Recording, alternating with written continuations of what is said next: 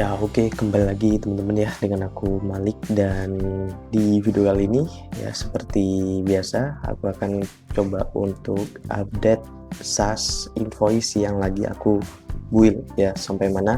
Dan untuk yang kemarin terakhir update itu di autentikasi ya. Dan sekarang untuk saat ini ya update-nya itu di fitur ya mungkin bisa dibilang data master ya, tapi bukan keseluruhan ya, nanti kita lihat aja. Terus aku menambahkan middleware dan juga melengkapi autentikasi ya yang kemarin belum ada. Nah, langsung aja kita lihat di demonya ya teman-teman. Nah, seperti ini ya, seperti biasa kita akan login ya teman-teman. Nah, tapi magicnya itu di sini teman-teman, kan aku udah menambahkan middleware nih. Jadi waktu kita coba ke dashboard ya, di sini dia nggak bisa ya, karena harus login terlebih dahulu. Nah, kalau teman-teman bisa lihat di sini ya, di URL-nya ada callback URL ya dashboard. Nah, magicnya itu teman-teman ya, waktu kita login nih, kita berhasil login ya, kita bisa lihat. Nah, dia diarahkan ke halaman dashboardnya langsung gitu.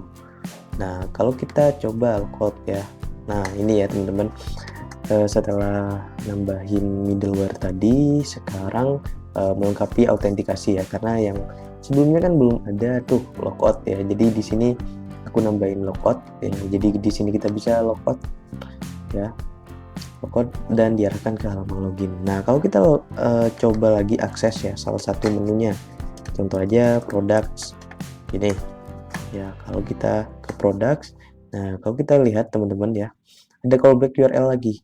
Nah, kalau kita berhasil login teman-teman ya, kita let's go untuk login. Nah, kalau bisa dilihat ya, dia langsung diarahkan ke halaman products-nya gitu ya. Jadi dia membaca ada enggak callback URL. Kalau ada callback URL, waktu berhasil login dia diarahkan ke halaman tersebut gitu teman-teman ya. Terus itu untuk middleware dan juga melengkapi autentikasi ya menggunakan logout ya. Dan selanjutnya di sini ada invoice ya. Nah, di invoice ini cuman dia ngeget data aja ya, ngeget data dari API yang aku buat ya, dari backend gitu. Untuk source-nya itu juga belum udah bisa ya, udah bisa untuk search, cuman yang belum itu untuk add ya, edit dan juga hapus ya. Untuk status juga ini unpaid terus overdue, kita coba klik. Nah, di sini udah bisa juga, cuman yang belum bisa itu di add invoice teman-teman ya. Nah, di add invoice dia masih belum ada juga page-nya ya, 404 not found ya. Jadi masih belum bisa. Jadi ini only get data aja gitu. Dan untuk filteringnya itu di sini aku masih pakai front end aja ya gitu. Untuk source-nya juga itu masih pakai dari sisi front end-nya aja gitu ya. Jadi nggak request ke API gitu.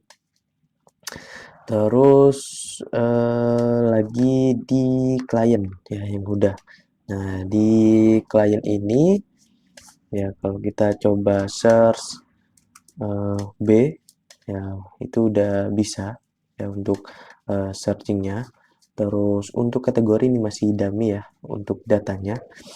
Untuk add client juga sama, dia masih belum bisa ya teman-teman ya, masih diarahkan ke home tadi gitu. Nah, seperti itu. Jadi di klien juga sama, dia cuma nge-get data.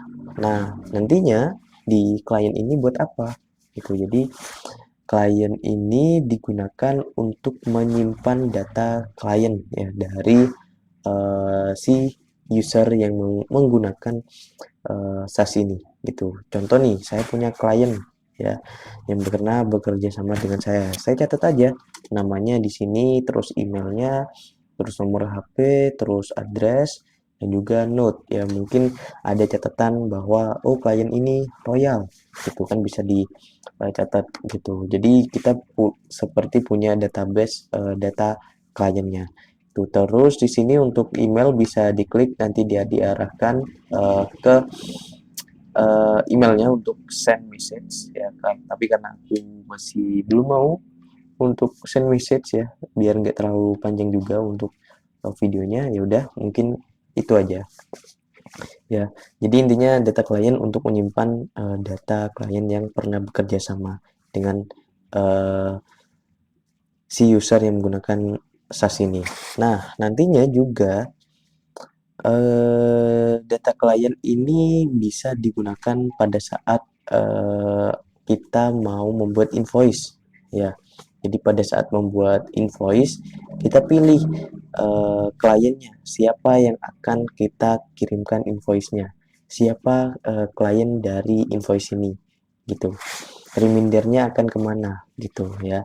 Jadi kalau menggunakan reminder email ya, channelnya email, jadi nanti menggunakan email yang didaftarkan di data klien ini gitu ya.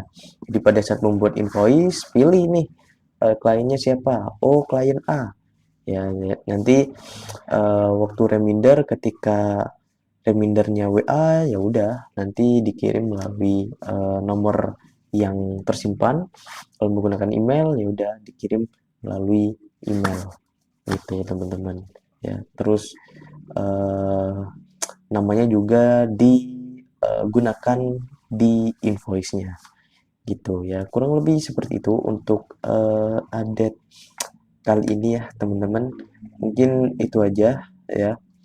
Kalau kalian tertarik ya untuk update invoice-ku ini, silakan subscribe aja dan nyalakan notifikasinya ya. Tapi aku nggak janji ya untuk selalu update ya, karena ada kesibukan di perkuliahan dan juga di pekerjaan juga. Mungkin itu aja ya teman-teman untuk update kali ini ya, update fiturnya. Semoga teman-teman paham. Kalau ada baiknya silakan ambil, kalau mungkin ada yang kurang atau ada saran, kritik, silakan ketikkan di kolom komentar ya. Mungkin itu aja teman-teman, dan sikat.